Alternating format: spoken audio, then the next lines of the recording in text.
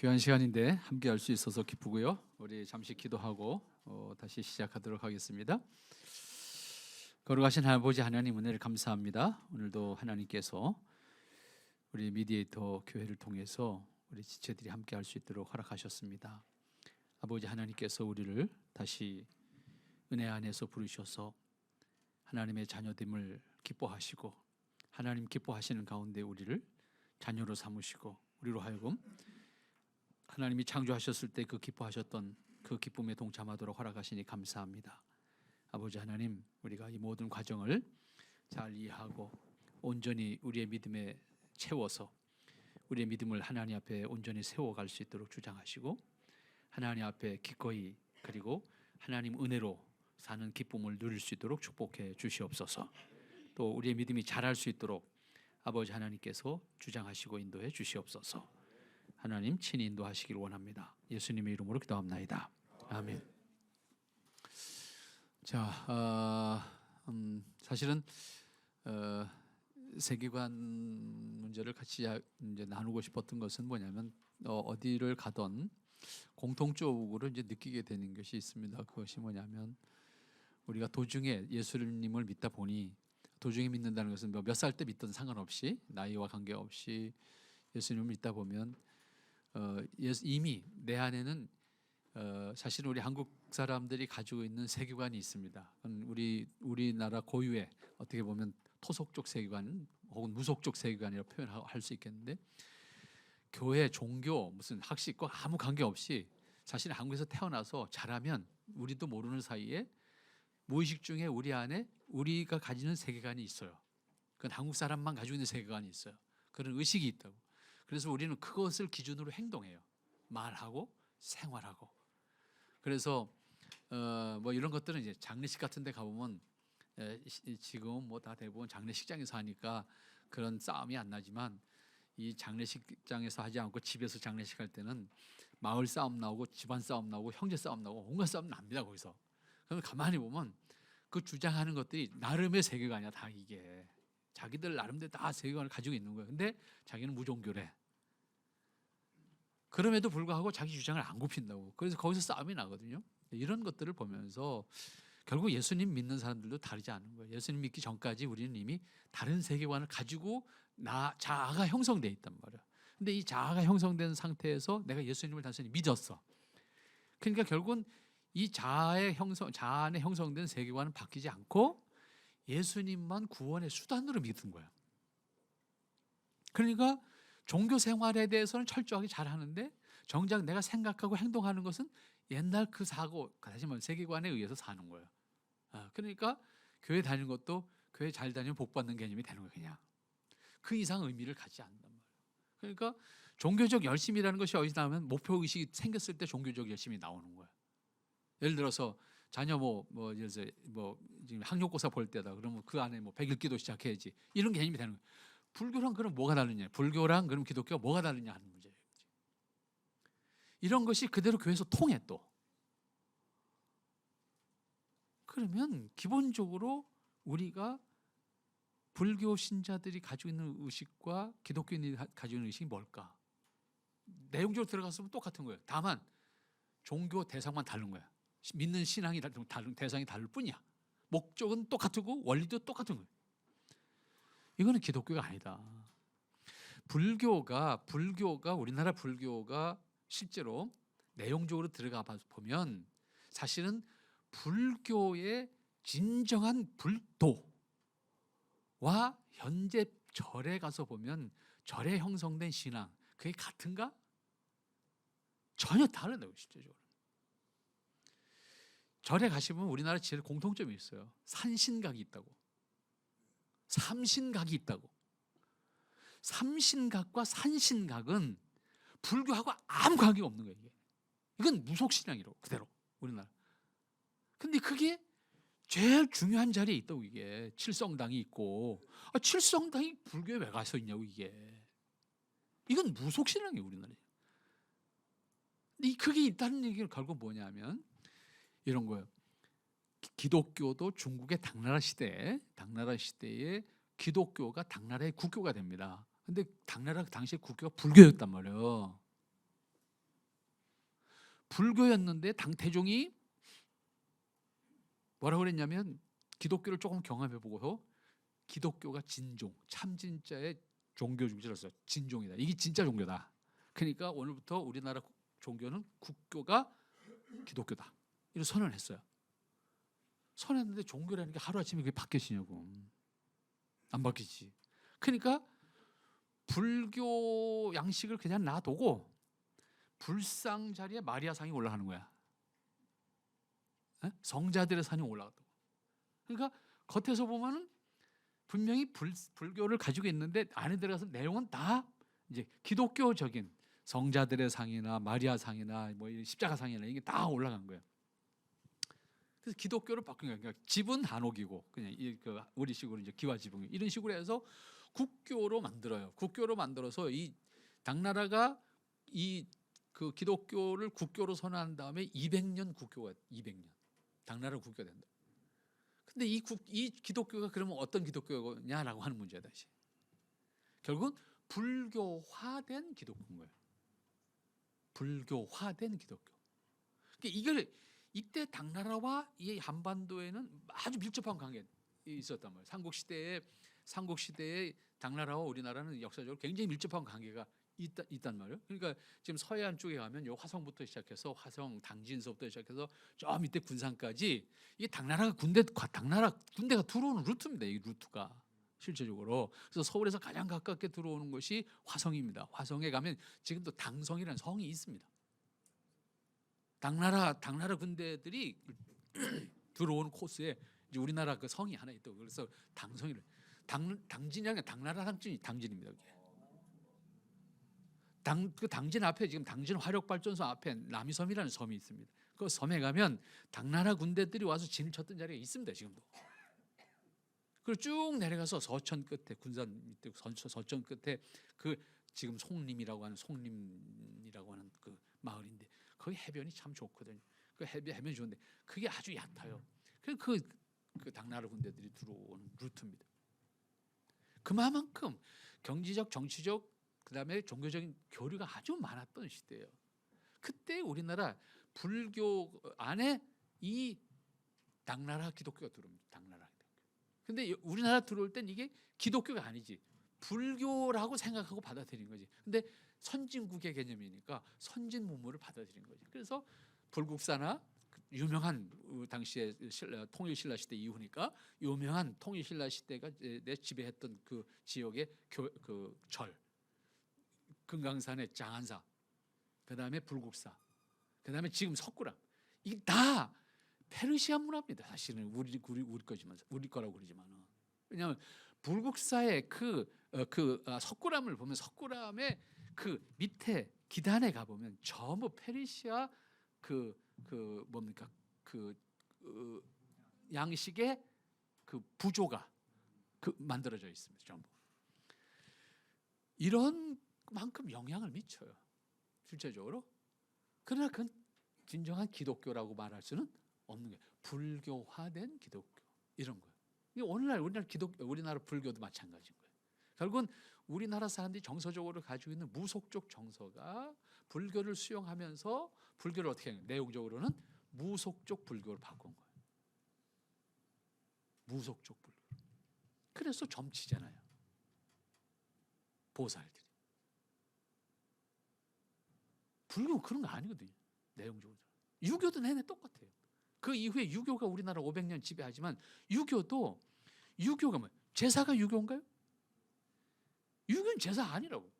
엄밀하게 따지면 윤리 체계라고. 근데 윤리 체계는 없어지고 뭐만 남았어요? 제사만 남았단 말이에요. 이게 정서적으로 받아들여지는 것이 우리나라 사람들이 가지고 있는 무속적 정서가 이러한 종교적 양식을 수용하면서 그걸 이렇게 바꿔서 수용하는 거예요. 기독교도 다르지 않다는 거예요. 그런 면에서는 기독교도 이 의식이 그대로 있는 상태에서 기독교를 받아들이면 결국 무속적 기독교가 되는 거예요. 그냥 우리가 불교가 1000년을 지배했고 유교가 500년을 지배했지만 무속화된 불교가 됐고 무속화된 유교가 됐다면 기독교 140년 지나갔는데 기독교는 그럼 안 그럴 거라고 하는 문제가 다시 다르지 않다는 거예요. 기독교도 무속적 기독교가 될 수밖에는 없는 것이 우리의 의식 구조가 무속적 의식 구조이기 때문에 그렇다는 거예요. 그러니까 진정한 우리가 교회에 오면 늘 듣는 요한복음 8장 28절 말씀인가요? 진리가 너희를 자유케 하리라. 말은 잘하고 관념적으로 우리 가지고 있는데 정말 자유한가? 이렇게 질문, 뭔가 매여 있다고. 우리 종교에 매여 있던, 자기 행동에 대해서 매여 있던, 뭐가 매여서 자유로 행동하는 것이 아니야. 안 하면 혼나지, 이 생각 때문에 한다. 주일날 교회 오는 것도 갔다 오면, 늦게라도 갔다 오면 마음이 편하네. 응. 근데 안 갔다 오면 일주일 내내 뒤통수가 땡겨. 그러니까 일단 늦게라도 가서 얼굴 도장을 찍고 오면 내가 자유해. 이건 진정한 자유가 아니라는 거예요. 그냥 시작은 그럴 수 있어, 얼마든지. 우리의 의식이, 우리의 사고 구조가, 그러니까 세계관의 가치 기준이 우리 안에 형성이 되면 이것을 넘어서서 내가 자유할 수가 있어요. 근데 처음은, 동기는 다 그럴 수 있어요. 저도 아까 말씀드린 것처럼 목사들이 교회를 안 다녔거든. 뭐 특히 나쁜 생각하고 안 다니냐, 하고 싶은 게 많았고 교회 갈 시간이 없더라고.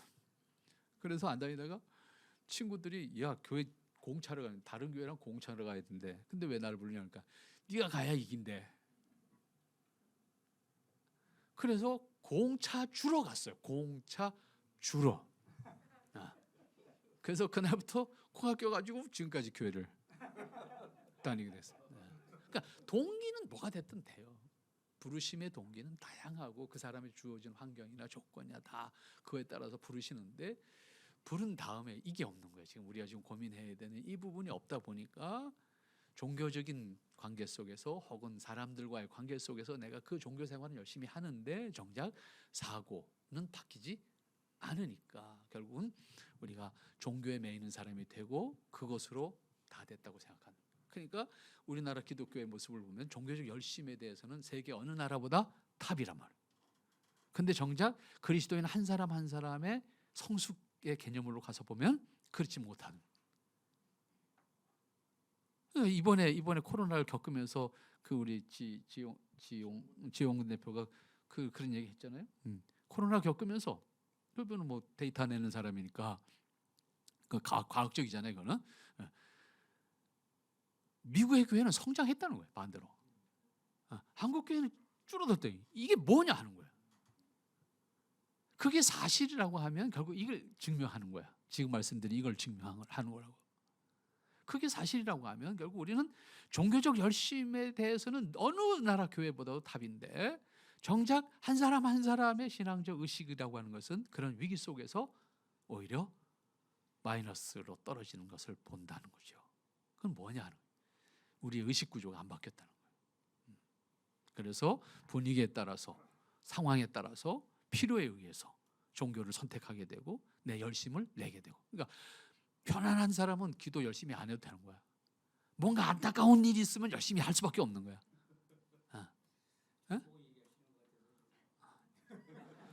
성령님이 역사하시는 겁니다. 예수님을 믿으셔야만 됩니다, 이제. 자, 이런 거거든요, 실제적으로. 그래서 우리가 창조부터, 우리가 믿음의 출발점을 창조부터 가져와야 된다라고 하는 얘기를, 믿음의 동기는 때는 다 다르지만 의식을 만들기 위해서는 창조부터 다시 생각해 가지 않으면 구원조차도 나를 위해서 예수님이 필요한 분이 되고 말아요. 그렇게 되면 결국 우리가 구원받아야 되는 목적도 나한테 있는 거야. 지금 물어보면 다 그때 판단하니까요. 구원받는 목적이 나한테 있다고. 내가 하나님 나라 가야 되니까. 그지? 근데 성경 어디 그게 써 있냐고. 하나님은 분명히 우리를 향해서 말씀하실 때 내가 너희를 지은 것은 나를 위해서 지었다 그랬어. 하나님을 위해서 사람을 지었다고 했다니까요. 성경 찾으세요, 빨리. 이사야서 43장. 제가 첫 시간에 이사야서 43장을 굉장히 중요하게 말씀을 드렸는데, 이사야서 43장은 대단히 중요합니다. 이사야서 43장.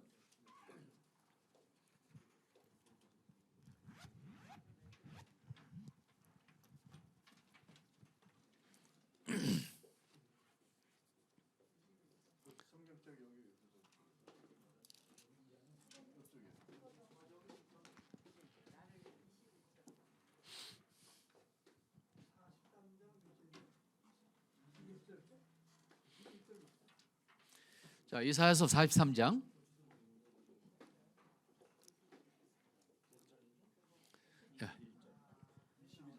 예, 21절 먼저 읽겠습니다. 다 같이 한번 읽읍시다. 이 백성은 내가 나를 위하여 지었나니 나를 찬송하게 하려 함이니라. 그 다음에 7절로 갑니다. 7절. 여러분들이 꼭 기억해 두시면 좋겠어요. 7절 다 같이. 내 이름으로 불려지는 모든 자 곧 내가 내 영광을 위하여 창조한 자를 오게 하라. 그를 내가 지었고 그를 내가 만들었느니라.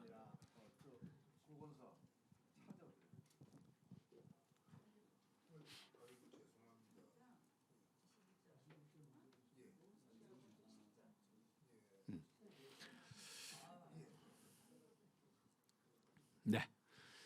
자, 이 말씀의 분명한 명시적인 기록은 하나님이 인간을 창조하신 목적이 하나님 자신의 기뻐하심 안에 있다라고.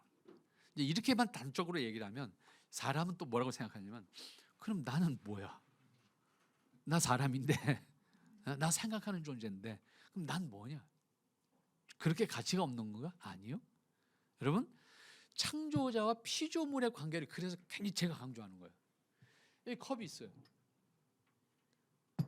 사람이 만들었어요. 필요에 의해서. 필요 없게 됐어요. 어떻게 해요? 버려요. 얘는 뭐예요? 그냥 버려지는 거예요. 이게 창조자와 피조물의 관계라고요. 그런데 하나님은 그렇게 하지 않는 거예요. 왜? 인간이야. 이게 무생물이 아니고 단순한 생물이 아니라 하나님의 형상을 준 인간이야. 하나님의 형상을 담은 인간이야. 그러니까 하나님 입장에서도 이게 그냥 컵이 아닌 거예요. 우리 사람으로 갖고 왔어요. 사람의 비유는 내 새끼야. 아무리 비기 싫어도 내 새끼인 거예요. 이걸 어떻게 할 거예요? 이런 개념이 되는 거예요. 때문에 창조자 입장에서 사람을 하나님께서 창조하실 때 목적, 하나님이 기뻐하시는 그 목적 안에 이 피조물이 있도록 하시겠다는 거예요. 그럼 인간의 가장 행복한 우리가 추구하는 그럼 행복이 어디 있을까? 행복이 뭘까? 결국 하나님 안에 있는 거예요. 하나님과 에덴에 함께하는 거예요. 에덴에. 그것이 인간이 추구하는 가장 이상적인 나라인 거예요. 사람이 만드는 이상적인 나라가 아니라 하나님이 인간을 창조하시고 너하고 나하고 여기 있자라고 하셨던 그곳, 그리고 그 상태가 천국인 거예요. 그 상태에 인간이 있을 때 인간은 뭐예요? 가장 행복한 거예요. 하나님이 사람을 보고 기뻐하셨던 것처럼 사람이 하나님을 보고 기뻐하는 상태, 그 상태가 가장 복 있는 상태고 인간으로서 가장 인간다움의 상태. 그럼 그렇잖아요. 사람도 이 어떤 그 계급 사회에 가면 여러분 2등병이 별 4개짜리 달린 사람하고 있으면 어떻게 돼요? 못 써 있어요. 군대에서는요. 똑바로 못 쳐다본다고. 안 보여야 된다고. 어떻게 감히 중대장 앞에서도 벌벌 기는 별 4개가 어떻게 별 4개를 봐요? 그럼 반대로 생각합시다. 그 2등병이 별 4개가 야 일로 와 밥 먹자. 그래가지고 같이 밥 먹어서 어떻게 되는 거예요? 그 자체가 뭐예요? 이력서에 들을 거야 아마. 실제로 군대에서는 이력서에 써요. 별 4개 한테 상 받아보세요. 군대 이력서엔 다 들어갑니다. 내가 별 4개랑 밥 먹은 사람이야. 이 밥 먹는 문화가 발달한 게 일본입니다. 일본은 누구랑 밥 먹었냐가 중요합니다. 누구랑 밥 먹었냐. 그게 그냥 명함이야. 그리고 그게 그냥 소개장이야. 그러니까 그 사람하고 밥 먹은 사람이에요. 그러면 그냥 그걸로 인정이 되는 거야. 근데 아무것도 모르는 데 찾아가면 문전박대당합니다. 이런 문화인데 그만큼 높은 사람과 같이 있다는 것은 나하고 내 명함이 되는 거예요. 이런 어떤 계급 사회의 모습입니다. 조금 빌려서 생각하면 우리가 하나님이 우리를 그렇게 하시겠다. 넌 내 옆에 있어, 이런 개념이야. 넌 나하고 같이 있어야 돼. 이것은 하나님이 우리를 단순히 놀이개로 만들어서 노시겠다는 개념이 아니고 가장 하나님의 형상으로서 존중하면서 나와 함께 기뻐하시겠다라고 하는 의미고, 그것을 통해서 너도 가장 행복한 모습이 되는 거야. 인간이 손해볼 게 없는 거야. 인간은 하나님 안에서 자유하고 하나님의 은혜로 기뻐하고 하나님의 권위로 인간의 권위도 인정을 받는 거예요. 내 권위로 인정받는 게 아니라고 하나님의 권위로 인정받는 거예요. 여러분, 똑같은 컵이라도요, 누가 가지고 있느냐에 따라서 좋아 보여. 그렇잖아요? 여러분, 이 컵을 똑같이, 이 컵을 거지가 갖고 있다 그러면 뭐라고 생각해요? 그 거지 같은 애 이렇게 되는 거예요. 근데 똑같은 컵인데 대통령이 들고 있으면 어떻게 되는 거예요? 멋있어 보여요. 가치가 달라져 이게. 사람이 아무리 잘났다고 사람끼리 잘났다고 놀아봐야 사람인 거야. 그런데 하나님과 함께 논다고 생각해보세요. 격이 달라지는 거예요. 격이. 사람의 격이 다르다고요. 그런 의미에서 오늘 우리가 구원을 바르게 이해를 하자는 거예요. 우리가 구원받은 것은 단순히 나를 목적으로 구원받은 게 아닌 거예요. 하나님의 창조 목적 안에 있는 구원이에요. 하나님이 기뻐하시겠다는 거예요. 우리는 그것을 통해서 우리의 격이 달라지는 거예요. 옛날에 우리 지금 뭐 시대가 좀 바뀌었습니다. 옛날에 있잖아요. 미국에는 거지도 양담배 핀대. 옛날 그랬잖아요. 옛날에. 응. 왜? 그래도 미국 놈이면 얻어먹어도 양담배 얻어먹고 초콜릿 얻어먹는 거지. 응. 이런 거 격이 다른. 그러니까 우리 식민지 역사에서도 그런 우스갯소리가 있습니다. 실제로 우리가 일본의 식민지를 당했잖아요. 우리가 영국의 식민지를 당했으면 어땠을까? 이게 말도 안 되는 얘기지만은 실제로 홍콩이 영국 식민지 되면서 영어를 공용어로 사용했잖아요. 우리 영어 때문에 지금도 머리 터지는데, 우리가 영국의 식민지를 당해서 우리 영어는 해결했을 거 아니에요, 그 말이야. 어? 아무튼 말도 안 되는 얘기지만 결과적으로 보면 그런 거다 그 말이야. 그러니까 우리가 아무리 우리끼리 잘났다 그래봐야 하나님과 같이 노는 사람들하고는 격이 안 되는 거지. 우리가 죽으라고 미국 이민 같은 사람 다시 돌아온 판인데, 미국이 천국이라고 생각했는데 천국 아니잖아. 세상에서 아무리 우리가 최고라고 난리쳐봐야 땅에 있는 거예요. 썩어질 것이고 그것이 영원한 소망이 아니라고. 그런 의미에서 우리가 하나님이 기뻐하시기 위해서 우리를 구원하셨다는 말에 요만큼도 자존심 상할 이유가 없다는 거예요. 격이 달라지는 차원의 신분의 변화인데 그것을 우리가 왜 화내야 돼요? 그게 왜 우리에게 아쉬움이어야 돼요? 아니다 그 말이에요. 그렇기 때문에 우리가 구원이라고 하는 의미를 이제 하나님 앞에서 우리가 하나님의 기뻐하심을 위해서 구원받은 사람이 됐고, 그것을 통해서 우리는 하나님 나라의 기쁨을 누리는 사람이 됐다. 근데 여기서 이제 우리가 생각할 것이 이제 뭐냐면, 또 하나, 구원이라고 하는 말을 이제 갑자기 이제 예수 믿고 구원 받으세요. 그래서 우리가 예수님 믿고 구원을 받았다, 이제 확신을 가진다, 뭐 이렇게 표현하잖아요. 그러면 이때부터 구원은 어떻게 되냐면 죽어서 천당 가는 개념이 돼요. 다시 미래적인 거야. 미래적인 거. 죽은 다음에 좋은 데 가는 거. 불교 사람들은 물어보다 다 똑같이 다 해요. 그게 뭐 천국으로 표현되든 극락으로 표현되든 뭐가 표현되든 죽어서 상상의 세계잖아. 가본 사람은 없으니까. 석가모니, 고타마 시타르타도 불경에서 그런 얘기를 한다고. 제자들이 물어서 천당이 있습니까? 있지. 어디 있습니까? 나도 몰라. 이게 고타마 시타르타가 한 얘기예요. 그게 글 속에 나오는 얘기예요. 불경 속에. 근데 분명히 있는데 나도 안 가봤으니까 모르지. 그 비유를 어떻게 하냐면, 큰 강이 있다. 내가 이쪽 근에서 배를 탔다. 강 너머에 뭐가 보여. 뿌연히 큰 도시가 뭐 하나 보여. 근데 나도 안 가봤으니까 어떻게 생겼는지 몰라. 그러니까 내가 거기 가는 길을 내가 지금 개척하는 사람이야. 그러니까 너 한번 이 배를 타라. 내가 탄 배를 타라. 타고 같이 가다 보면 저쪽 번으로 가까이 갈수록 뭔가 그게 희미했던 것이 조금씩 뚜렷하게 보일 거다. 거기가 천국이야 그랬어. 왜? 저기도 안 가봤으니까. 그러나 있는 건 분명해. 그리고 가는 방법은 내가 수양한 게, 내가 도를 닦은 게 이런 거야. 근데 이렇게 가려니까 뭔가 보이는 것 같아. 이런 개념이거든요. 미래에 대해서 막연하게 나 죽은 다음에 좋은 데 갈 거다라고 하는 개념으로만 우리가 구원의 의미를 이해하고 있다. 기독교의 구원은 그거 아니에요. 그것이 아니라고 하는 것은 죽어서 좋은 데 가는 것이 아니다. 그 얘기가 아니라 미래적인 것만이 아니다. 구원은 미래적인 것과 현재적인 개념을 동시에 이해할 수 있어야 돼요.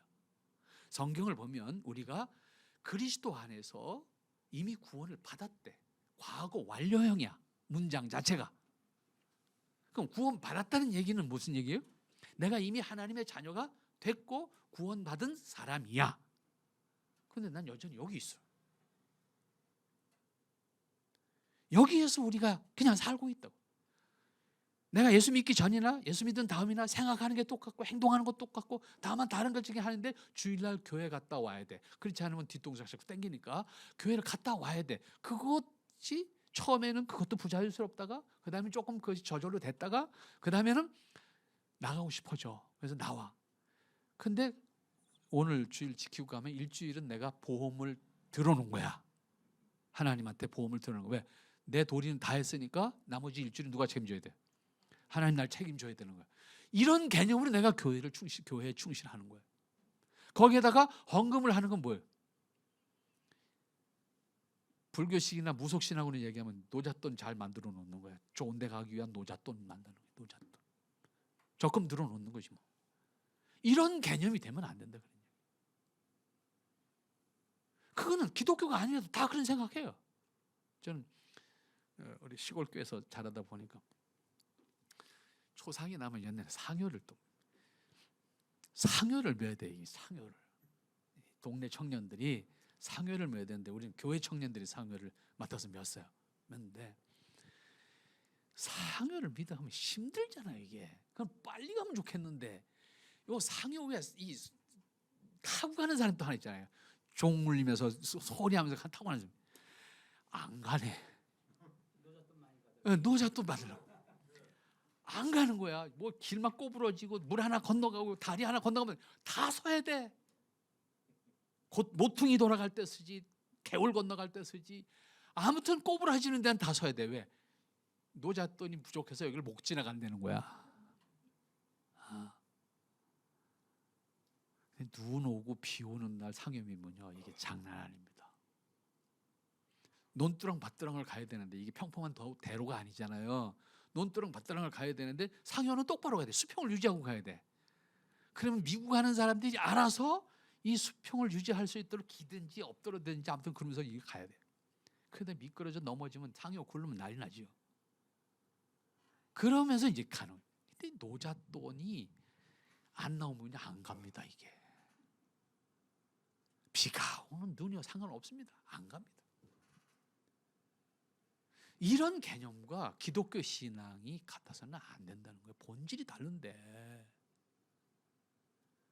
우리의 구원이라고 하는 것은 하나님이 보증하시고 보장하신 거예요. 내가 보장하는 게 아니에요.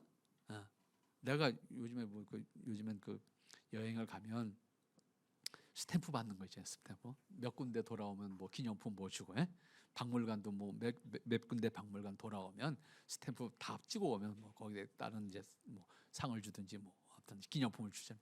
그런 식으로 내가 일생을 살면서 스탬프 몇 개 받으면 내가 보장받는 게 아니다 그 말이에요. 좋은 일 몇 번 했다고 도장 받고, 헌금 몇 번 했다고 도장 받고, 교회 몇 번 갔다고 또 도장 받아갖고 내가 하나님 나라 가는 게 아니다 그 말이에요.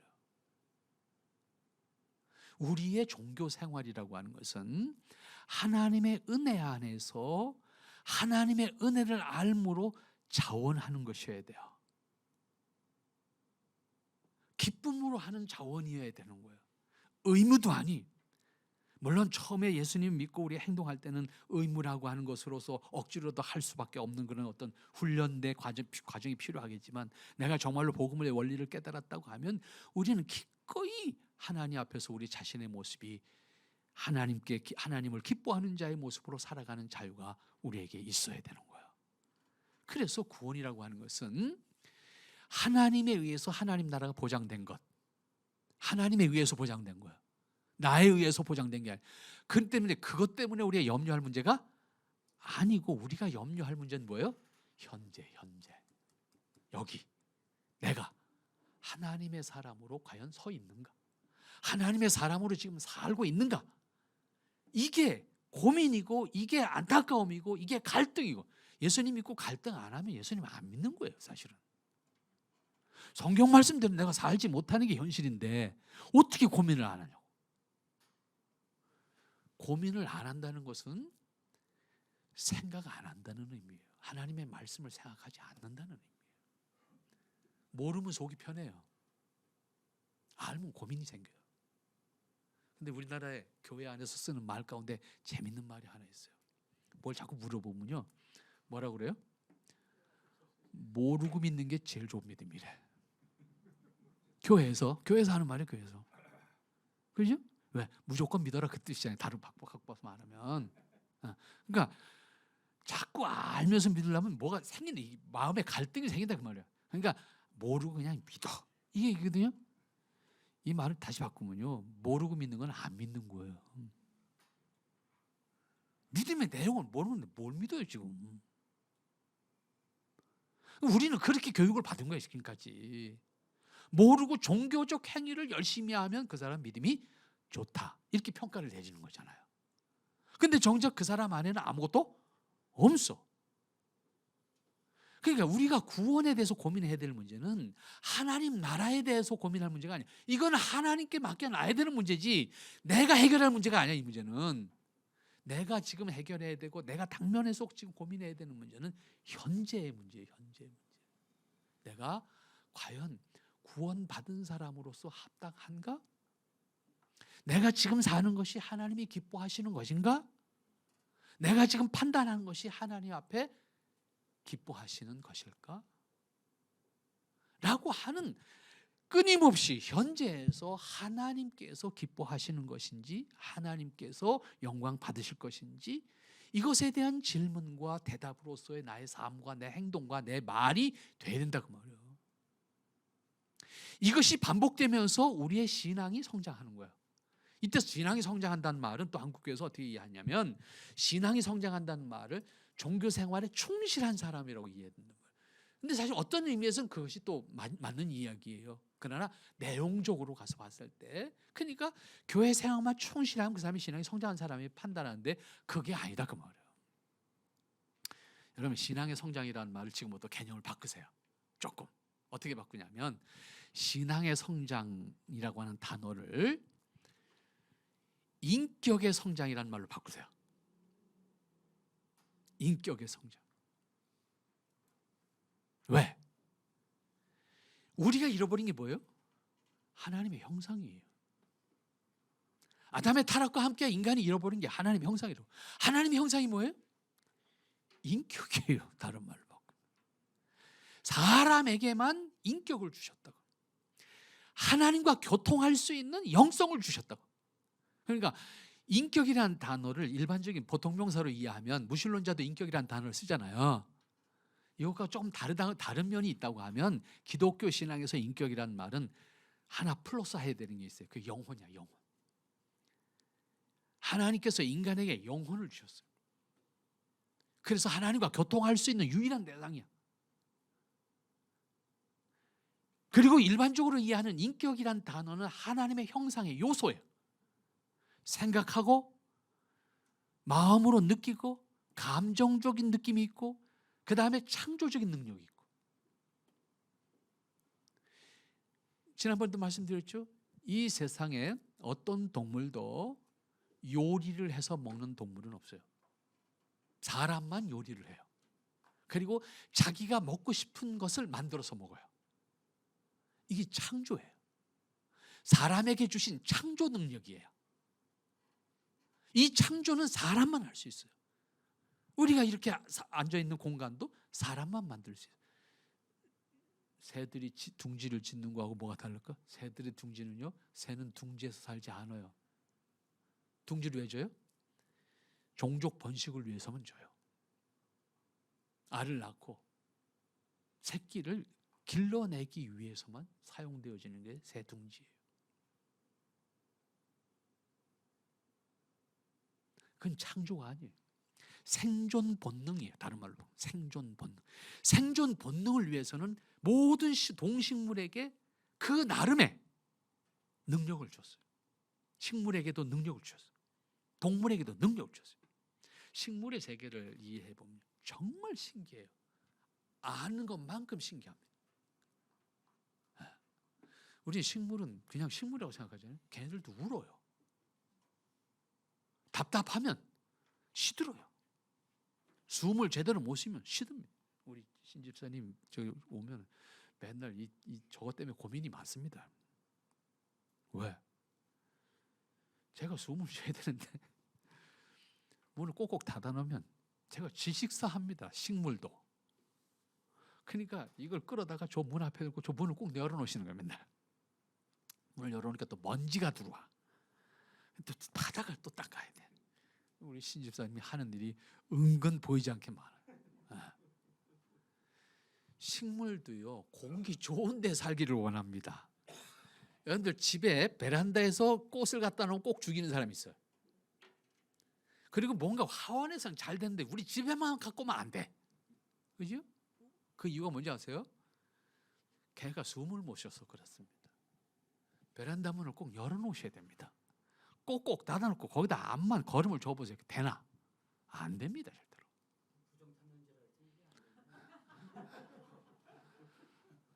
하나님이 숨을 잘 쉬게 만드셨거든요. 숨을 잘 쉬어야 됩니다. 식물도 숨을 못 쉬면요 질식합니다. 죽어요. 그런데 식물은 숨을 이파리로만 쉬질 않아요. 뿌리로도 쉰다고. 그러니까 토양 속에 산소가 없으면 안 돼. 다시.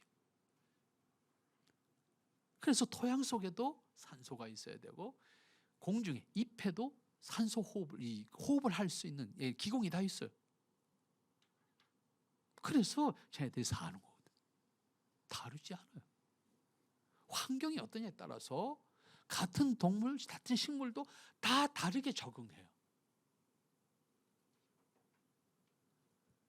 환경 조건이 좋으면요 식물들도요 잘 생겨요.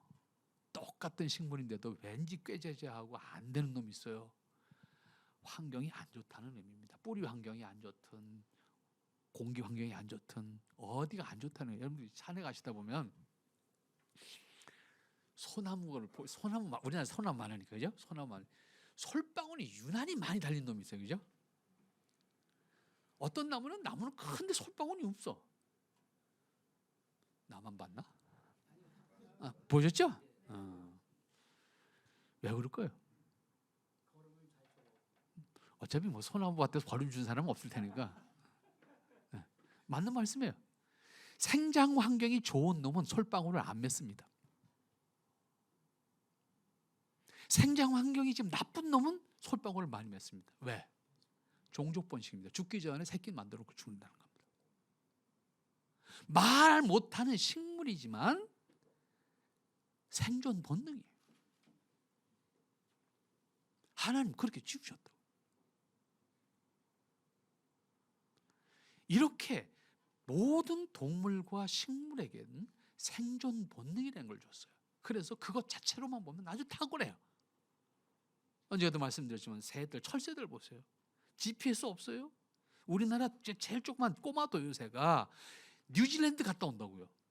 한번 생각해 보세요. 그게 걔가 어떻게 거기까지 날아갔다 오냐고. 우리나라 서해안에 지금 인천 앞바다에 사는 전 세계 한 2,000마리 정도밖에 없는 노랑부리 저새라는 것이 있습니다. 우리 양집사님 사는 송도 앞바다에 서식지가 있습니다. 제가 가끔 가서 들여다보고 옵니다만은 남동공단 만든다고 다 갯벌 모였어요. 거기다 그 물 빠져나가는 거 이렇게 모아서 배수지가 하나 만들어요. 그 남동 유수지라 그럽니다. 그쪽에서 내려오는 모든 물은 거기 모아줬다 내려갑니다. 그 유수지 가운데다가 인공섬을 하나 이렇게 만들어놨어요. 이놈들이 갈 데가 없어요. 거기 가서 피난하고 살고 있습니다. 그래서 내가 인천시청에다 한번 글을 써서 몇 년 전에 글을 썼어요. 야, 가서 좀 봐라. 그 조그만 섬에 바글바글 와서 살려니까 서로 집 짓겠다고 지들끼리 싸워갖고 여기서 살지를 못하는 거야. 이놈이 집 짓겠다고 나뭇가지 물어다 놓으면 요놈 물어다 놓고 요놈 또 물으러 가면 옆에 있는 놈 요거 갖다가 자기 집 져. 그러고 싸운다 여기서. 그 글을 한번 썼어. 그랬더니 나한테는 연락도 없고 언젠가 하나 또 만들었어. 옆에다 만들어 놨더라고. 사람이 빼앗은 공간 안에서 걔네들이 살던 본래 터전이 있는데 사람이 살다 보니 걔네들은 쫓겨나서 그 시궁창, 냄새나는 시궁창 가운데 있는 인공섬에 걔네들이 피난와서 살고 있어. 그 말들 좀 넓게나 만들어주지. 조그맣게 만들어주지. 그 난리를 치길래 한번 내 글을 썼어요. 걔네들이요 전 세계에 2,000마리 정도밖에 없어요. 서해 바다하고 거기서 사는 애들이거든요.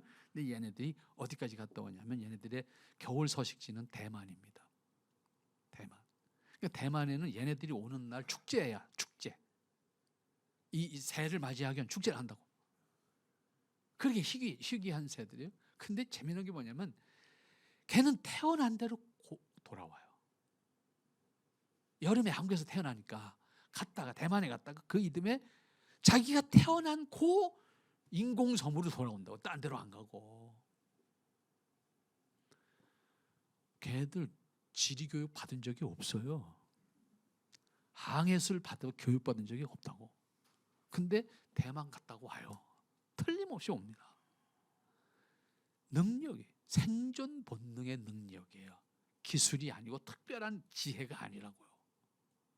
근데 사람은 그러한 하나의 능력은 그런 것과 비교하면 보잘것 없지만 사람에게는 뭐가 있어요? 지혜, 지식도 창조하잖아요. 새로운 걸 만들어내고 새로운 걸 알아내서 그걸 지식화하고 그 지식을 응용하는 지혜를 가지고 창조하잖아요. 다시. 이게 사람에게 주신 하나님의 형상의 요소 가운데 하나인 거예요. 그러므로 사람은 그 형상을 가지고 하나님이 기뻐하는 삶을 누림으로 살아가야 되는 것이고 하나님이 기뻐하시는 것을 드러내는 삶을 사는 거예요. 우리의 삶 자체가 하나님이 기뻐하는 것을 드러내는 거예요. 드러내는 나의 삶이 되는 거예요. 드러내는 나의 일이 되는 거예요. 그러니까 우리가 직장에서 일을 하든 무슨 일을 하든 그 일은 단순히 먹고 살기 위한 일이 아니고 그 일 자체가 하나님의 뜻을 섬기는 것으로서의 일이어야 되는 거예요. 그것이 아니라면 분명히 그것은 악한 일이에요. 우리가 도덕적인 개념으로 이해를 하면. 아니면 이기적인 일인 거예요. 나만을 위한 일. 이걸 넘어서야 되는 거예요. 현재적 구원의 의미는 하나님의 뜻을 기뻐함으로 사는 거예요. 현재적 구원의 의미는 하나님의 은혜로 산다고 하는 분명한 확신 속에서 하나님의 은혜로서의 나의 삶을 살아갈 수가 있어야 되는 거예요. 하나님이 기뻐하시는 것이 뭘까? 그것이 우리의 머리를 지배할 수 있어야 되고 우리의 생각, 우리의 마음, 우리의 의지까지도 지배하게 해야 되는 거예요. 그리고 내가 구원받은 사람으로서 단순히 내가 이렇게 살면 이 다음에 천국 못 가지 이런 수준으로 살아서는 안 된다 그 말이에요. 그거는 하나님의 몫이라고 그랬어요. 그죠? 천국의 문제는 하나님의 몫이지 내 몫이 아니라고요. 내가 할 수 있는 문제가 아니에요. 그거는 주시든 안 주시든 그건 하나님의 몫이라고. 근데 나에게는 분명히 어떻게 해주세요? 주시겠다고 약속을 했어요. 이걸 우리가 언약신앙이라고 그러는 거예요. 하나님의 언약에 대한 믿음을 통해서 나는 그 나라에 대한 보증을 받은 거예요. 때문에 그걸 내가 염려할 문제가 아닌 거예요. 그것을 확신한다고 하면 나는 이 땅에서 지금 하나님의 사람으로서 내가 어떻게 사는 것이 하나님의 사람으로서 나의 삶인가? 그것에 과연 합당한가? 이걸 고민하면서 사는 것이 그리스도인의 삶이고 이 고민의 과정 속에 우리가 같이 있는 거예요. 지체의 관계가 필요한 이유가 여기에 있는 거예요. 때로는 위로를 받아 필요로 하는 사람이 있고 때로는 도움을 필요로 하는 사람이 있고 때로는 지혜를 나누어 가져야 되는 사람도 필요하고 때로는 서로 격려해야 되는 일이 있고 때로는 의지를 같이 모아서 뭔가를 이루어가면서 성취해 가야 될 일도 있는 것이고 그런 의미에서 우리의 역할들이 있는 거야. 그래서 교회라고 하는 지체의 관계가 필요한 거예요. 기독교 신앙은 관념적으로 사는 게 아니에요. 도 닦는 신앙이 아니다 그 말. 도 100년 닦아가지고 하루아침에 말로 다 까먹을 수도 있는 거예요. 그렇지 않습니까? 그러면 100년 동안 내서 도 닦은 게 하루아침에 아무것도 아니라 무슨 의미가 있는 거예요 이게? 하나님께서 우리에게 요구하시는 것이 너 오늘 예수 나 믿었으니까 오늘 완전해라 그 얘기가 아니에요. 죽었다 깨어나 또 완전할 수 없어요. 완전할 수 있는 사람이 있다 그러면 심각한 거죠. 그럼 자뻑이에요 그 사람은. 애들 말로. 우리 법정 스님이 워낙 유명하신 분이잖아요. 법정 스님이 쓴 책 70년대 이분의 책이 처음 나왔을 때 그 당시에 대학생들이 참 많이 읽었던 책이죠. 무소유. 관념 철학이에요. 관념 철학. 승려 계급에서 할 수 있는 관념 철학이에요. 승려 계급에서 할 수 있는 관념 철학이라고 하는 말은 무슨 얘기인가 하면 무소유가 얼마나 이상적이에요. 그죠? 하지만 이것은 승려 계급에만 가능한 얘기예요. 중생은 먹고 살아야 되는데 무소유를 어떻게 해요?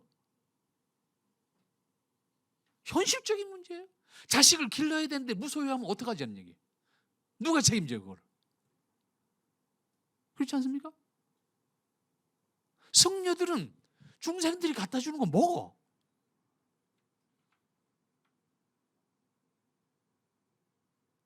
이거는 중생들을 위한 글이 아니라고요. 승려들은 할 수 있어요. 그래. 그러니까 그 글을 잘 보면 어떻게 썼냐면 이렇게 써요. 그러니까 그 사람 글에 이런 얘기가 있다고. 무소유라는 책 속에 있는 이야기예요. 법정 스님이 고민이 생겼어요. 신자가 난을 난 화분 하나를 선물을 했어. 근데 난이라 그러니까 여러분 10만 원짜리가 아니에요. 여러분 난 한 촉에 억대가 넘어가는 게 있습니다. 난 한 촉에 어마어마하게 비싼 난을 화분을 선물한 거예요. 그러니까 이 법정이 이게 얼마나 또 까탈스러워요. 이 난이라는 놈이 대충 사는 놈이 아니잖아요. 얘가 햇빛도 적당히, 물도 적당히, 공기도 적당히 해야 돼. 얘가 사는 생장 조건이. 네, 이게 사람 손 타면 얘가 잘하질 않아요. 그러니까 법정이 이 화분을 갖다 놓고 고민이 생겨요. 나가도 걱정인 거예요. 이게 나가도 저놈이 빨리 들어가야 되는 거예요. 이게 관리를 해줘야 되니까 빨리 들어와야 되고. 그러니까 고민이 생겨서 고민을 하다가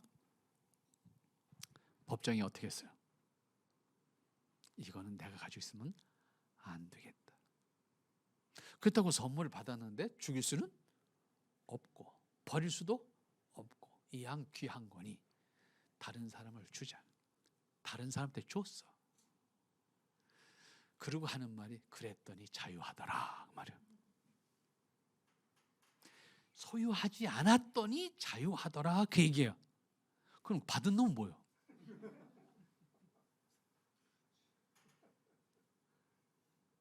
그걸 선물을 받은 사람은 그때부터 어떡하냐. 그러니까 내 고민을 일로 전가한 것밖에는 아니잖아요.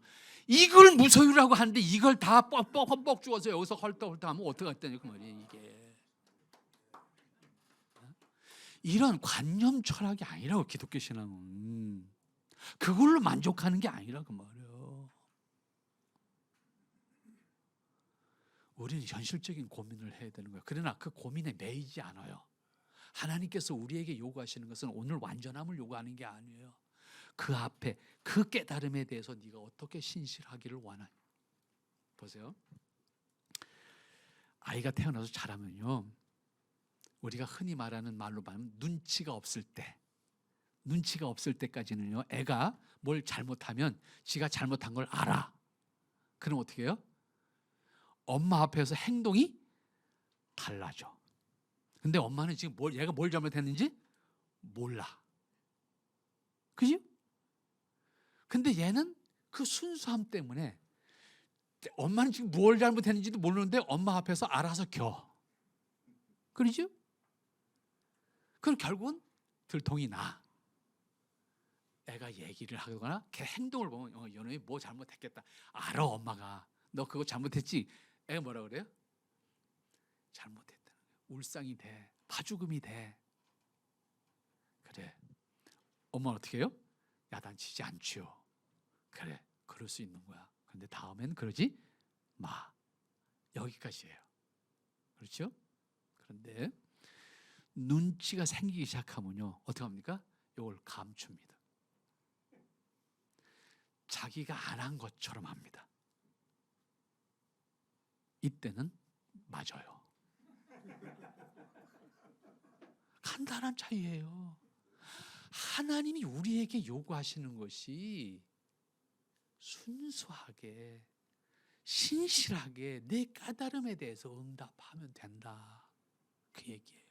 네가 그렇게 살다가 안 되는 거, 나 충분히 이해해. 너 그런 거 잘못한 거 알아. 내가 이해할 수 있어. 다음에 잘해. 하나님이 우리에게 요구하시는 건 거기에요. 오늘 내가 날더러 하나님처럼 살라는 얘기가 아니다 그 말이에요. 그런데 우리는 어떻게 합니까? 감춰요. 다시 말하면 신실함이나 순수함이 없는 거예요, 우리 안에. 그래서 액땜하는 삶을 살아요. 액땜. 아까 우리가 무속 얘기했어요. 무속신앙 얘기했어요. 무속신앙의 신앙적 구조는요, 선제적이지 않아요. 액땜하는 거예요. 이렇게 함으로 귀신이 분노하지 말아라. 우리 집 오지 말아라. 전부 이겁니다. 방어적이에요.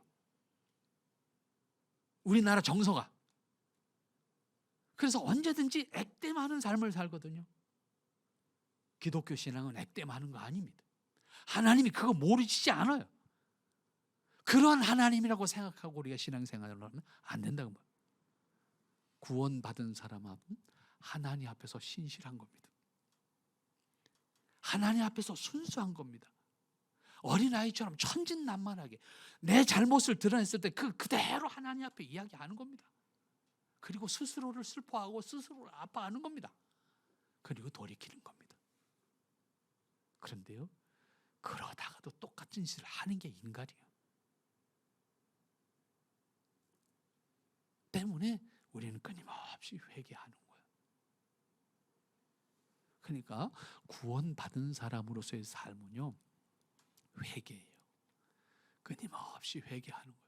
스스로 완전하다고 생각하면 그날부터 하나님 없는 사람이에요. 그 사람은 죽음 앞에 이를 때까지 우리는 회개함으로 하나님 앞에 서는 것이고, 이때 회개라고 하는 것은 돌이킴이에요. 단순히 역시 관념적으로 나 하나님 그때 그거 잘못했어요, 이게 아닌 거예요.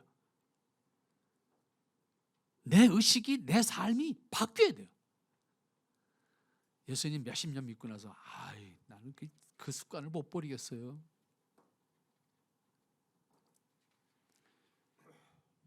안 바뀐 겁니다. 하나님 앞에 안 서 있는 겁니다.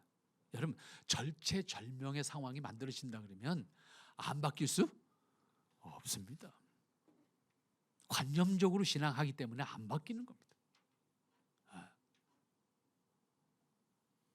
정말로 하나님이 내 앞에 계시다라고 생각하고 내가 지금 어떻게 할까를 생각한다고 하면 하나님이 기뻐하시는 모습으로 살아가기를 내가 정말로 신실하게 노력하는 사람이 되고, 그 신실하게 노력하는 것만큼 내 실수가 드러날 때 그것을 부끄러워하지 아니하고 우리 모두가 함께 이해하고 품고 그리고 함께 격려하면서 가야 되는 거예요. 그게 사실은 교회 공동체인 거예요. 근데 이게 한국 교회는 안 됩니다. 회개는 하나님하고만 합니다. 죄는 너하고 나하고 졌는데, 다시 말하면 죄는 사람과의 관계에서 죄를 졌는데, 회개는 하나님하고만 합니다. 그러니까 결국은 얼마나 편안해요, 우리 신앙생활이. 얼마 전에 만들어졌던 밀양이라는 영화가 이걸 비판하는 영화잖아요. 어? 하나님 앞에 회개하면 다 된 거야. 난 자유한 거야. 근데 억울하게 당한 놈 어떻게 해? 저게 기독교래. 나 기독교 안 믿는데.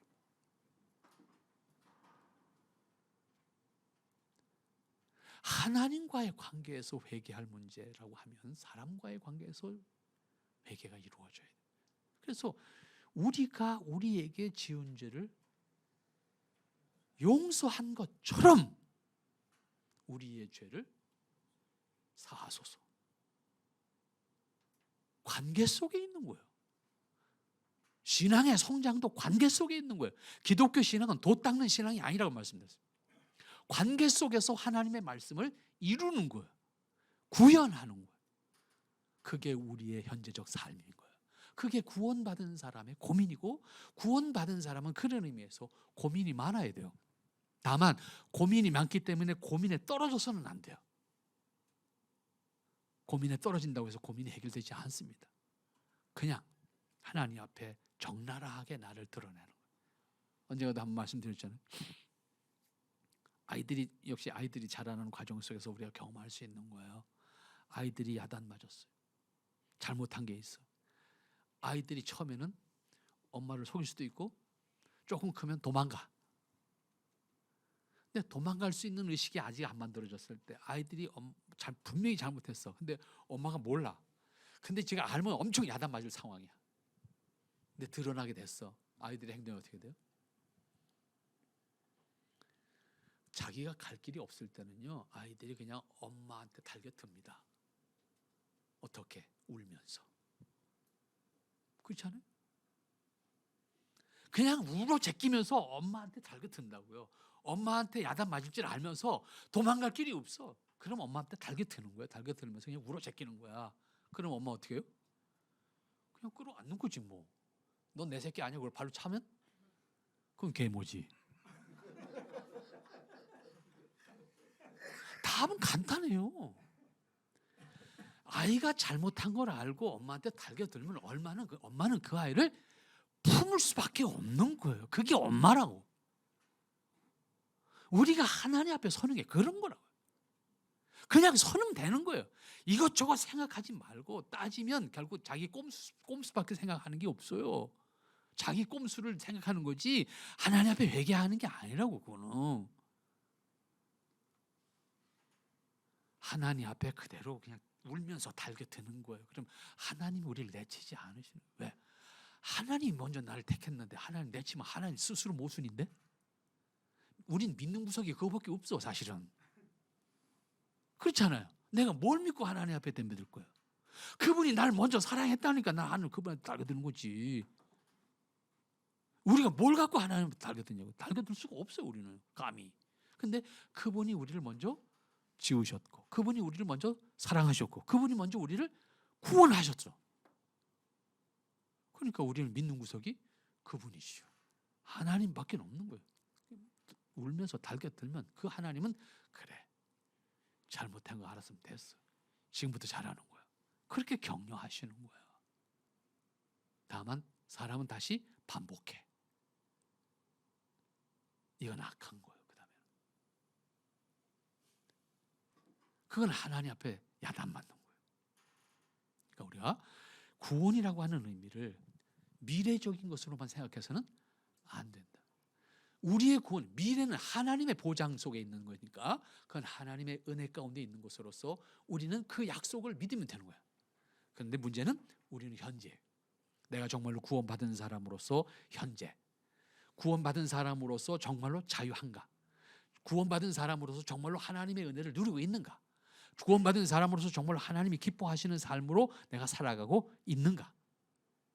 이 문제를 우리가 고민해야 될 문제다라고 하는 겁니다. 자, 성경 한 군데만 더 찾도록 합시다. 갈라디아서.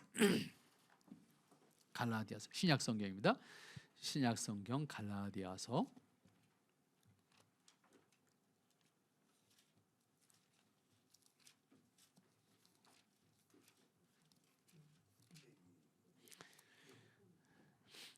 갈라디아서 4장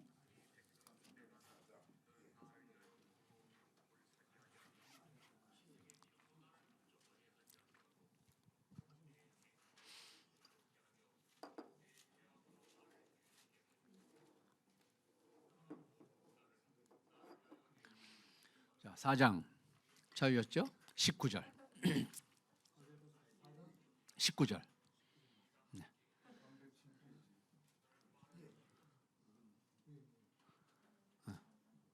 갈라디아서 4장 19절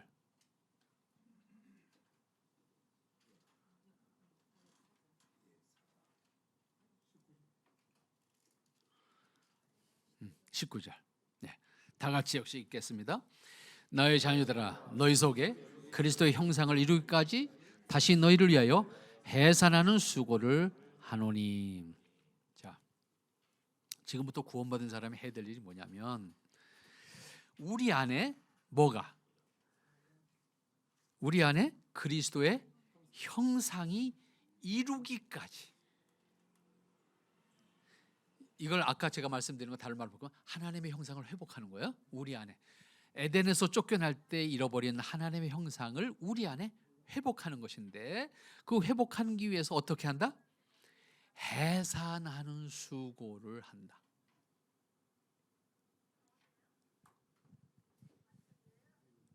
우리가 신앙의 성장이라고 하는 것이 가만히 있어서 성장이 이루어지지 않아요. 시간이 지나가서 우리의 믿음이 단순히 성장해지지 않아요. 오늘 바울은 이렇게 가르쳤습니다. 해산하는 수고. 해산한 아이를 낳는 수고와 같은 수고를 통해서 우리 안에 그리스도의 형상이 채워지기까지 힘씁니다. 아까 신앙이 좋다라고 하는 말, 신앙의 성장이라는 말을 인격의 성장이라는 말과 바꾸자 이렇게 얘기했어요. 바로 그 얘기예요. 하나님의 형상이 우리 안에 채워지도록 우리가 해야 될 일이 뭘까? 한번 여러분이 생각하세요. 내가 과연 하나님의 형상이라고 나를 드러낼 수 있을까? 이 생각을 하고 우리 일생을 살아가는 과정 속에서 내가 내 안에 하나님의 형상을 채우기 위해서 하나님을 알아가는 작업, 하나님의 뜻을 이해하는 작업, 하나님의 뜻을 내 안에 새기고 하나님의 인격적 소양을 가지고 내가 다른 사람을 하나님처럼 대할 수 있는 내 인격적 소양을 만들고 내 삶의 가치를 그렇게 만들어갈 수 있고 내 삶의 품격을 그렇게 만들어갈 수 있는가? 그 노력을 내가 지금 하고 있는가? 그것이 신앙의 성장이에요. 그런데 우리는 한국교회가 이 부분의 노력을 안 한다고. 종교적인 행위에 충실하는 것에 대해서는 훈련을 받는데 내 자신이 하나님의 형상으로 채워지기를 위해서는 고민하지 않는다고요. 스스로를 끊임없이 속이고 반복하고 자기 책임을 의식하지도 않고 자기 하는 말에 대한 책임도 못 지고 그 말이 어떤 의미인지도 생각하지 않고 이 말을 들었을 때 저 사람이 어떤 생각을 할까 고려하지 않고 내 기분대로 내가 하고 싶은 대로 한다고. 신앙의 성숙이란 말이 그렇게 단순하게 이루어지지 않는 말이 아니라고. 수도하는 신앙처럼 도 닦아서 나를 스스로 고상하게 만드는 정도로 우리가 만족해서는 안 되는 거예요. 왜? 기독교 신앙은요 관계 속에 있는 거예요. 고립되는 게 아니에요. 수도하는 게 아니라고 말해요. 관계 속에서 완성하는 거예요. 기독교 신앙은 가장 기본적으로는 가족 관계예요. 가족 관계에서 이것이 하나님의 형상이 확인되어지고 형성되어지는 기쁨을 함께 나눌 수 있는 기본이 가족 관계에서 이루어져야 되고 더 나아가서 이웃 관계, 더 나아가서 우리 교우들의 관계, 지체들의 관계에서 우리가 그것을 함께 이루어가면서 우리의 믿음을 세워가는 작업을 해야 되는 거예요. 그랬을 때 우리의 신앙이라고 하는 것이 그리스도인의 모습을 보면서 사람들이 그리스도인의 모습을 보면서 그리스도인의 품격이 느껴져야 된다고요. 고상하라는 것이 따라갈 수 없는 고상함이 아니라 저 사람 사는 거 보면 저 사람 직장이나 내가 벌어들이는 돈이나 그럼 뭐 저 사람의 학력이나 이걸 따져봤을 때 나랑 별거 다르지 않은데 저 사람 나보다 멋있게 산다. 근데 그 멋있게 사는 게 돈을 단순히 잘 쓰면서 멋있는 게 아니라 품위 있게 산다. 고상하게 산다. 참 본받고 싶다. 저 사람 나보다 다 못한데 어떻게 저렇게 기쁘게 살까? 행복하게 살까? 아름답게 살까? 그러한 모습이 그리스도인을 통해서 드러나야 돼요. 왜? 우리 마음에 천국이 있는데, 천국을 내가 보장받았다고 믿는다고 늘 고백은 하는데, 내 마음에 있는 천국이 내 얼굴에 있어야 될 거 아니야. 내 마음의 천국이 우리 삶 속에 있어야 되지 않냐. 그런 의미에서 그리스도인의 삶은 늘 고민이 있지만 그 고민은 아까 말씀드린 고민을 위한 고민이 아니라고요. 그 고민을 통해서 기쁨을 더하는 거예요. 여러분, 어려운 문제가 있어 고민을 많이 해서 해결되면 기쁨이 배가 되잖아요. 아무 생각 없어, 그 사람은 기쁨도 없는 사람이에요. 생각이 있을 때 기쁨이 있다고.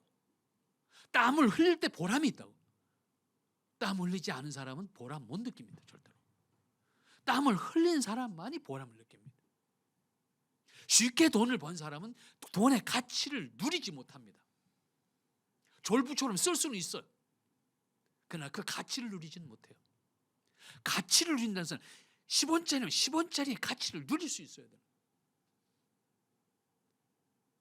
그러한 품격이 그리스도인에게 있어야 되고 그러한 삶의 모습이 그리스도인에게 있어야 된다. 근데 그리스도인 여전히 뭐 졸부처럼 살고 그걸로 만족한다? 그건 진정한 그리스도인 모습이 아니에요. 진정한 그리스도인 모습은 하나님 나라를 소유한 사람으로서 그 자기 마음에 고백하는 하나님 나라를 드러내는데 모든 사람들이 그것을 볼 때 그것 때문에 위화감을 느껴서도 안 되고 그것 때문에 단순히 시기심이 생겨도 안 되는 거예요. 나눔도 시기심을 일으켜서는 안 되는 거예요. 모두가 기뻐하도록, 모두가 위로를 받도록, 모두가 동기부여에 있어서 감격을 나눌 수 있도록 그렇게 우리의 나눔도 이루어져야 돼요. 이게 구원받은 자의 모습이에요. 현재 구원받은 사람은 천국을 소유한 사람으로서 땅에서 천국을 사는 기쁨을 완전한 것은 결코 불가능하다 할지라도 체험하면서 나누면서 살아가는 것이 구원받은 사람의 모습이어야 된다라고 하는 거예요. 근데 그것이 자기 중심의 생각을 해서는요 절대로 이루어지지 않아요. 누구 중심의 생각으로? 하나님 중심의 생각으로 바뀌어야 돼요. 그래서 창조를 자꾸 얘기하는 거예요. 인간을 창조하신 하나님의 목적은 하나님께 있어요. 사람에게 있지 않아요. 이 사실을 믿는다고 하면 우리의 구원의 목적이 어디 있어요? 역시 하나님께 있는 거야. 나에게 있는 게 아니라고. 그러면 하나님이 나를 구원하신 목적이 뭔가에 우리는 동의해야 돼요. 그걸 동의한다면 나는 그 목적으로 살아야 되는 거잖아요. 하나님이 나를 구원하신 목적을 내가 살아야 되는 거잖아요. 내 목적을 사는 것이 아니라. 그런 의미에서 오늘 우리가 하나님의 백성으로서 구원받은 사람으로서 하나님의 뜻을 사는 기쁨이 나의 기쁨이 되어야 되는 거예요. 그것이 우리가 하나님을 믿는 구원받은 현재에 사는 사람의 모습이에요. 그래서 구원이라고 하는 것을 우리가 죽어서 지옥 대신에 천국 가겠다, 단순히 여기로만 맡겨놔서는 안 된다. 그것은 하나님이 우리에게 보장하신 것이기 때문에 우리는 그 하나님 나라에 대한 믿음을 가지고 나는 여기서 지금 하나님 나라를 살아야 되는 거예요. 여기서 딴 데서 하나님 나라 사는 거 아니에요. 내 가정이 그런 의미에서 하나님 나라여야 되는 거예요. 내 가정이, 우리 교회가 하나님 나라여야 되고 그리스도인이 있는 곳에 하나님 나라가 있어야 되는 거예요. 하나님 나라가 보여야 된다. 그리스도인이 있는 곳. 그것이 어디든 상관없어요. 그런 의미에서 우리가 하나님 나라를 사는 사람으로서 하나님께서 나를 구원하신 목적에 합당한 사람으로서 우리가 하나님의 뜻을 사는 사람이어야 한다라고 하는 것을 여러분들이 다시 한번 분명하게 기억을 해야 될 것이고, 그러한 의미에서 우리가 성경 말씀 한 구절만 이제 마지막으로 더 보겠습니다. 고린도전서 10장입니다. 우리가 잘 아는 말씀입니다. 사실은 고린도전서 10장 31절 말씀 우리가 아주 잘 아는 말씀이지만 다시 한번 역시 읽어보도록 하겠습니다. 10장 31절, 고린도전서 10장 31절입니다.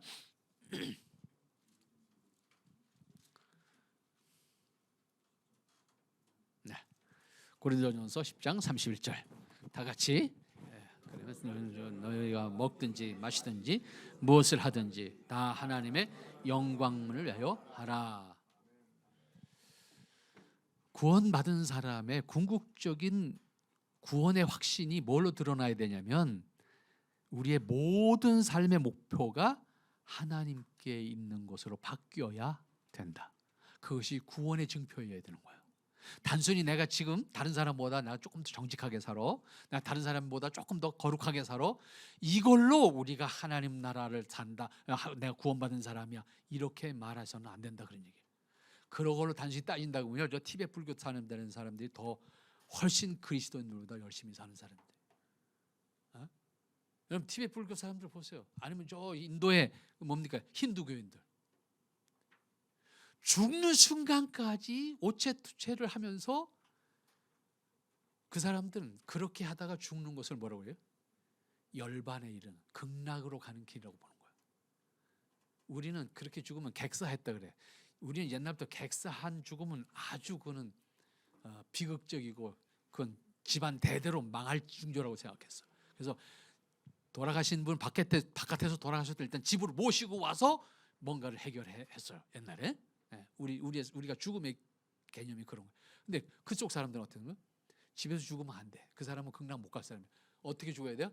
죽음에 이르는 순간까지 고행의 삶을 살다가 거기서 죽으면 그걸로 채운 거예요. 그러니까 자기 인생을 다 마무리하고 직업을 손에 놓게 되면 그때부터 뭐 하는 거예요?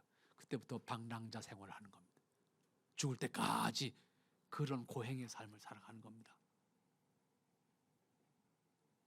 우리 그리스도니까 그렇게 살 사람 한번 자원하십시다. 아무도 없습니다. 단순히 그런 행위를 통해서 하나님 나라를 보장받는다면 우리 이미 다 틀린 사람들입니다. 불합격자입니다. 부적격자들입니다. 전부. 하나님이 그걸 요구하시는 게 아니에요. 여러분 적어도 우리가 구원의 확신을 가졌다면 우리는 천국을 사는 사람이 되고, 구원의 확신을 가졌다고 하면 우리는 지금 여기 너희는 먹든지 마시든지, 이것은 단순히 먹는 것 마시는 것만 얘기하는 게 아니잖아요. 무슨 일을 하든지 무엇을 하든지 그것이 무엇이어야 된다? 하나님이 기뻐하시는 것이어야 한다. 하나님이 기뻐하시는 것이 아니라고 하면 그건 뭐예요? 이기적인 거예요. 자기 이기적인 거예요. 틀림없이 자기 이기적. 그게 본능적이든 위성적이든 뭐가 됐든 이기적인 거예요. 그건. 하나님이 기뻐하시는 것으로 기뻐해라. 그것을 위해서 내가 부정돼야 된다면 부정될 수 있어야 된다. 그것을 위해서 내가 야단을 맞아야 된다면 야단을 맞아, 손해를 봐야 된다면 손해를 봐. 그 과정 속에 우리는 아픔이 있고 고민이 있고 안타까움이 있고 아쉬움이 있는 거예요. 없으면 사람 아니지. 하지만 그럼에도 불구하고 그렇게 고민을 하다가 그렇게 해결을 해서, 그래서 하나님이 영광을 받으실 수 있는, 나는 부정되어서 나는 인식되어서 사람들이 나를 알아주지도 않지만 결과적으로 하나님의 일이 됐어. 그거로 기뻐할 수 있는 사람이 되라고 말이야. 그러면 나는 사람들에게 기억되지 않더라도 하나님은 기억이 되는 거예요. 하나님이 기뻐하시는 모습으로 우리는 화평하게 이루어져 가는 거예요. 교회 안에서도 다툼이 일어나는 경우들을 보세요. 다 하나님이 일하다가 다툼이 일어나는 거 아니에요? 그럼 뭔가 내려놔야 되잖아요. 누군가는 절대로 안 내려놓습니다. 안 내려놓으면 양쪽이 다 안 내려놓으면 어떻게 돼요? 망가지는 거지. 같이 망가지는 거지. 결국은 그러고서 하나님의 뜻이래. 그럼 어떻게 되는 거예요? 이건 하나님 욕되는 거지요.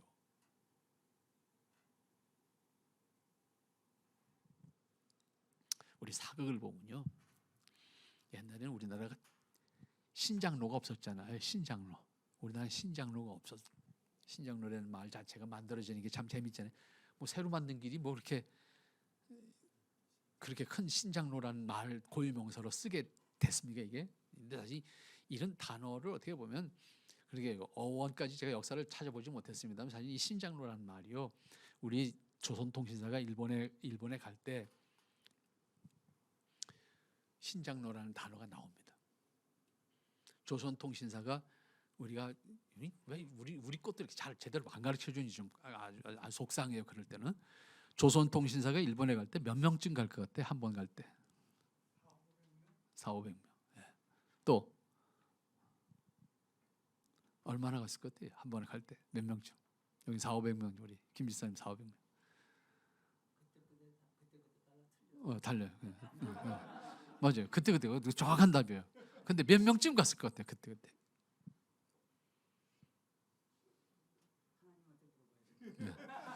그거는 하나님한테 안 물어봐도 돼요. 책에 나오는데 뭐 200명. 4,500명이 최저로 갈 때입니다. 많이 갈 땐 1,200명까지 갑니다. 그럼 당시에 교통수단이 뭐예요? 배예요. 그렇게 큰 배가 없어요. 일본 사람들이 그렇게 이상해. 일본 놈들이 그래 우리한테 통하는데 일본 놈들이 배를 가지고 부산의 외관까지 배를 갖고 모시러 오는 겁니다. 우리 배로 가는 게 아닙니다. 모시러 옵니다. 모시러 오면서 모시고 가는 거예요. 모시고 가는데 이게 이제 오사카 교토까지는 배로 갑니다. 근데 교토에서 내려서 그때는 산악으로 일본 중부 내륙을 타고 이제 에도 지금 동경까지 가는 겁니다. 이 교토에서 내려서 에도까지 가는 길이 신장로입니다. 그 많은 사람이 한 번에 가려니까 오솔길 갖고 갈 수가 없잖아요. 지체 높으신 분은 가마를 타고 가야 돼요. 가마가 가려면 큰 길이 있어야 되잖아요. 그때 닦은 길이 신장로입니다. 그 길이 지금도 일부 남아 있습니다. 그 길을 제가 열심히 한번 걸어봤습니다. 대감 마음으로는 못 걸어봤지만 가마꾼 마음으로는 한번 걸어봤어요. 어떤 마음으로 여기 걸었을까? 어떤 신장로 얘기를 내가 왜 했지?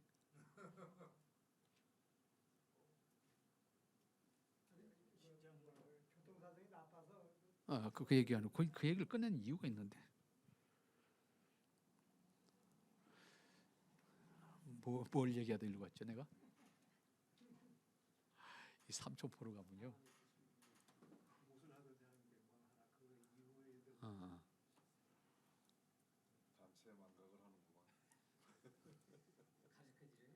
네. 응답을 좀 받아야 될 것 같아.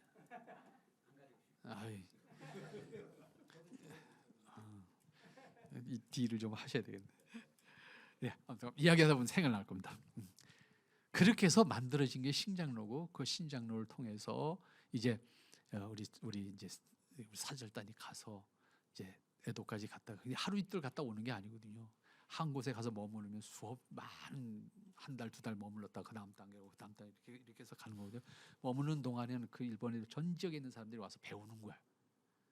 4,500명, 1,000명이 가는 데는 다양한 학자나 기술자나 농업기술자나 다양한 사람들이 가서 머무는 동안에 체제하는 동안에 가르치는 겁니다. 가르쳐주고 다 끝나면 그 다음 것을 이제 이렇게 옮겨가고 이제 이렇게 해서 이제 신장로가 이제 만들어지는 것인데 우리나라의 신장로의 개념은 그런 의미 없었습니다. 과거에 우리나라 안에는.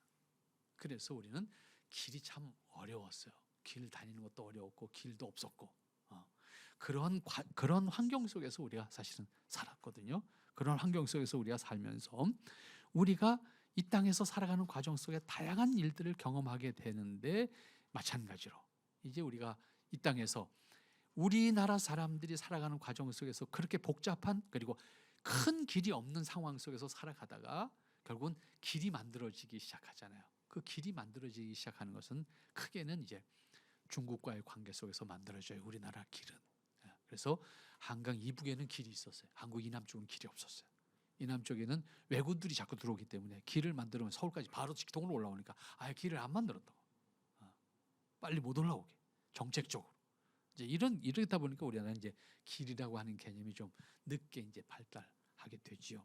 근데 제가 이 말을 왜 시작했는지 잊어버려가지고 제가 말씀을 마무리를 못 짓겠습니다만은 어쨌든 가장 중요한 문제는 우리가 왜 구원의 확신을 가진 사람으로서 하나님의 뜻을 산다고 하는 궁극적인 기쁨을 가지고 살아야 되겠는데 우리는 그것을 현실적으로 생각하지 않고 신앙이라고 하는 것을 자신의 필요를 채워가고 자신의 문제를 단순히 해결하기 위한 수단으로만 생각하기 때문에 우리는 신앙의 성장의 개념이 없고 끊임없이 그때그때 필요한 것을 해결하고 그것을 극복하기 위한 뭐랄까요? 도피처의 개념으로 우리가 신앙을 이해하고 있다. 이런 부분에서 우리가 극복되지 않으면 안 된다 라고 하는 것을 마지막으로 말씀을 드리면서 오늘 예를 들었던 문제는 나중에 생각나면 다시 말씀을 드리도록 그렇게 하겠습니다. 어쨌든 가장 중요한 문제는 오늘 고린도전서 10장 31절 말씀, 이 말씀 우리가 반드시 기억해야 될 말씀이더라고. 제가 다시 한번 그 부분을 읽도록 하겠습니다. 고린도전서 10장 31절. 그런즉 너희는 먹든지 마시든지 무엇을 하든지 다 하나님의 영광을 위하여 하라. 유대인에게나 헬라인에게나 하나님의 교회에나 거치는 자가 되지 말고 나와 같이 모든 일에 모든 사람을 기쁘게 하여 자신의 유익을 구하지 아니하고 많은 사람의 유익을 구하여 그들로 구원을 받게 하라. 내가 그리스도를 본받는 자가 된 것 같이 너희는 나를 본받는 자가 되라. 구원받은 사람으로서 바울의 선택과 같이 제자들에게 말하는 겁니다. 나처럼 그리스도를 본받는 자가 되고 모든 사람의 유익을 구하는 사람이 되고 그로 말미암아 구원에 이르는 사람들이 나올 수 있도록 해라. 그것이 우리에게 주어지는 이 땅에서의 구원받은 사람으로서의 모습이고 도리다. 이제 이렇게 정리해주고 있거든요. 여러분들이 그런 의미에서 오늘 구원의 의미와 그 다음에 구원의 목적, 이 두 가지 단어예요. 구원의 의미, 그 다음에 구원의 목적, 이것을 여러분 꼭 기억하셔서 이제 우리가 하나님을 믿는 사람으로서 우리 자신들이 어떠한 자세로 하나님 앞에 임할까, 어떠한 자세로 사람과의 관계를 만들까, 어떠한 자세로 우리가 함께 할까라고 하는 것까지도 생각하면서 하나님의 뜻을 살아갈 수 있으면 좋겠다 생각합니다. 기도합니다. 거룩하신 아버지, 은혜를 감사합니다. 참 저희들 한없이 부족하지만 주님의 은혜를 통해서 오늘 우리의 모습을 있게 하시니 감사하고 우리로 하여금 하나님 앞에 더 귀하게 또 아름답게 하나님의 뜻을 살 수 있도록 축복해 주시옵시며 우리를 향하신 하나님의 뜻을 따라서 우리 지체들 모두가 하나님의 사람으로 승리할 수 있도록 축복해 주시옵소서. 우리를 향하신 하나님의 사랑, 은혜 더없이 넘치고 복된 모습으로 승리해 나아갈 수 있도록 축복해 주시옵소서. 아버지 하나님, 이제 우리가 스스로 하나님 앞에 그리스도인임을 고백합니다. 하나님 앞에 우리가 죄인임을 고백합니다. 하나님 앞에 구원받은 사람임도 고백합니다. 하나님, 천국 백성으로서 흠이 없도록 주장하시고 천국 백성으로서 아름답게 하나님의 뜻을 살 수 있도록 강권하시며 은혜를 더하시며 성령님 도우셔서 아버지의 은혜로 아버지의 형상을 살기에 부족함이 없도록 축복해 주시옵소서. 예수님의 이름으로 기도합나이다. 아멘.